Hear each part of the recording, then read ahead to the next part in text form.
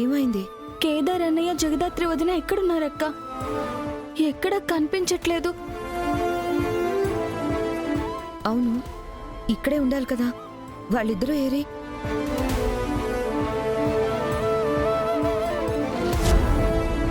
అప్పుడు వంటల దగ్గర ఏదో ప్రాబ్లం అని చెప్పి వెళ్ళారు కదక్క, ఆ తర్వాత వాళ్ళు కనిపించలేదక్క. ముహూర్తానికి టైం అవుతుంటే వాళ్ళ గురించి డిస్కషన్ ఎందుకు? నువ్వు రింగ్ తొడుగు శ్రీవల్లి. అన్నయ్య వదిన లేకుండా నేను ఎలా ఎంగేజ్మెంట్ చేసుకుంటాను వదినా? నిన్నటి నుంచి ఎంగేజ్మెంట్ కోసం అన్ని పనులు దగ్గరుండి చేశారు. అలాంటి వాళ్ళు పక్కన లేకుండా ఎంగేజ్మెంట్ చేసుకోవడం నాకు ఇష్టం లేదు. యాడికి పోయిండారో కూడా తెలియనోళ్ల కోసము ఎంతసేపని ఎదురు చూస్తూ కూర్చుంటామో. ముహూర్తమో మించిపోతా ఉండది. అదేంటి పెద్దమ్మా, జగదాత్రి వాళ్ళు బయటికి ఎక్కడికో వెళ్ళినట్టు మాట్లాడుతున్నారు? ఇక్కడే ఎక్కడ ఉండుంటారు, నేను ఫోన్ చేస్తాను ఒకసారి.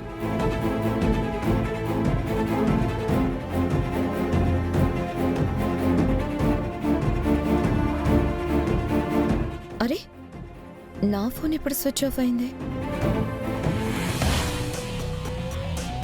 ఛార్జింగ్ అయిపోయిందా?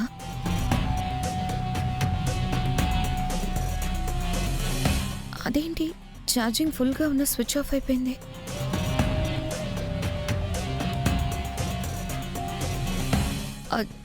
జగదాత్రి నుంచి ఇన్ని మిస్డ్ కాల్స్ ఉన్నాయేంటి?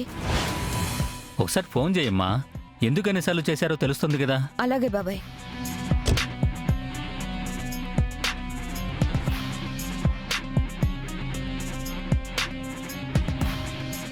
ఏమైందమ్మా? లిఫ్ట్ చేయట్లేదు బాబాయ్. జగదాత్రి,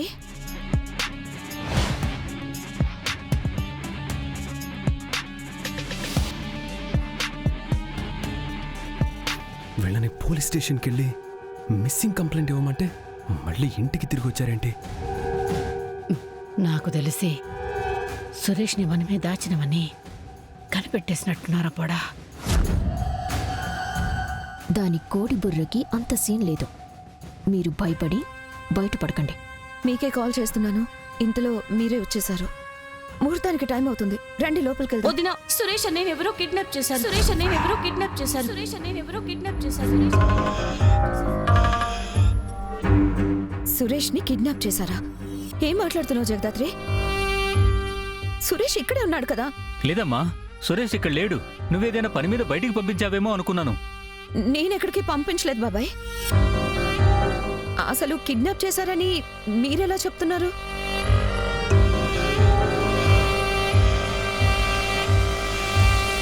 అక్క, ముందెళ్ళి పోలీస్ స్టేషన్లో కంప్లైంట్ ఇద్దాం. అవసరం లేదు కాచి, బావ ఇంట్లోనే ఎక్కడో ఉన్నారు.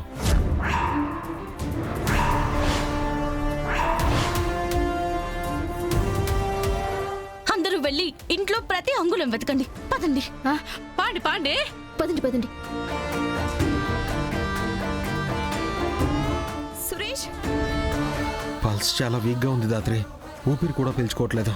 సిపిఆర్ చేస్తాను. ఏందమ్మి, మనం కొంచెం సేపు కనపడకుండా చేద్దాం అనుకున్న దానికి పెద్ద కేసు మెడకు చుట్టుకునేలాగుండది.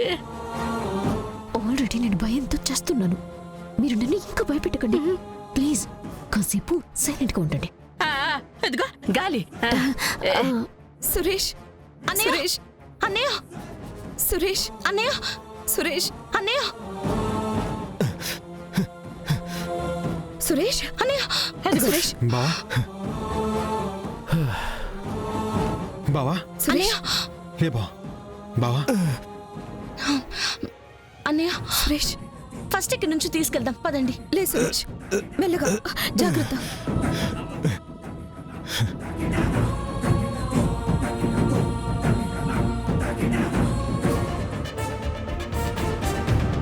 చాలు.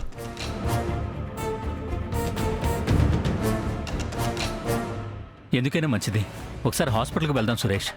నాకేం కాలేదు మావయ్య, బానే ఉన్నాను. అసలు ఏం జరిగింది సురేష్? ఎవరో కిడ్నాప్ చేశారని జగదాత్రి వచ్చి చెప్పింది. నువ్వేమో ఆ బంకర్లో ప్రాణాలతో పోరాడుతూ ఉన్నావు. అసలు ఆ బంకర్లోకి నువ్వు ఎలా వెళ్ళావు సురేష్? నేను బయట ఫోన్ మాట్లాడుతుంటే ఎవరో వెనక నుంచి వచ్చి తల మీద బలంగా కొట్టారు మావయ్య.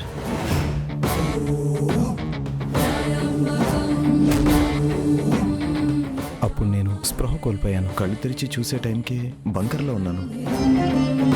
ఆ బంకర్ ఓపెన్ చేయడానికి చాలా ట్రై చేశాను. అది ఎంతకీ ఓపెన్ అవ్వలేదు. అయ్యయ్యో, నాకు ఆక్సిజన్ సరిపోక మళ్ళీ స్పృహ కోల్పోయాను. అంటే మిమ్మల్ని తల మీద కొట్టిన వాళ్ళు మిమ్మల్ని ఇంట్లోనే దాచిపెట్టారు. మరి అన్నయ్యని కిడ్నాప్ చేసి కార్లో తీసుకెళ్ళడం చూసామని ఎలా చెప్పారు నిషి? ఈ అమ్మి మళ్ళా ఇరికించేసి ఉండదు. ఇంకన స్వామి నువ్వే కాపాడాలా. సురేష్ని కిడ్నాప్ చేశారని నిషి వాళ్ళు చెప్పారా? అవునక్క, నీకు చెప్తే నువ్వు భయపడతావని వెళ్ళి పోలీస్ స్టేషన్లో కంప్లైంట్ ఇవ్వమని మమ్మల్ని బయటికి పంపించారు. వైజయంతి, ఆ? జగదాత్రి వాళ్ళు చెప్తుంది నిజమా? అది అంటే బా అది అన్నయ్యని కిడ్నాప్ చేయటం చూసామని చెప్పలేదు మావయ్య. అన్నయ్య వస్తువులు గేటు ముందు పడున్నాయి. అదే టైంకి ఇంటి ముందు నుంచి ఒక కార్ స్పీడ్ గా వెళ్ళటం చూసాము అని చెప్పాం. కండ్ల ముందే చెట్టంత మనిషిని కొట్టి అదిగో కార్లో వేసుకొని పోయింటారమ్మి. జరిగిన దాన్ని బట్టి బావని ఎవరైనా కిడ్నాప్ చేశారేమోననే అనుమానంగా ఉందని చెప్పాం. అంతే అక్క. బయటికి వెళ్ళిన వాళ్ళు మళ్ళీ ఎందుకు వెనక్కి వచ్చి బావ ఇంట్లోనే ఉన్నారని ఎలా చెప్పారు జగదాత్రి? ఇంట్లో ఎంతమంది ఉండగా బయట వాళ్ళొచ్చి ఎవ్వరికంటా కనపడకుండా అన్నయ్యని కిడ్నాప్ చేసి తీసుకుని వెళ్ళుంటారని మేమనుకోలేదు. బావ ఇంట్లోనే ఉన్నారని అనిపించింది, అందుకే వెనక్కి వచ్చేసాం. వెనక్కి వచ్చి మంచి పని చేశారు. సురేష్ ఇంకొంచెంసేపు బంకర్లో ఉన్నా ప్రాణాలతో ఉండేవాడు కాదు. అసలు సురేష్ని బంకర్లో దాచాల్సిన అవసరం ఎవరికి ఉంటుంది?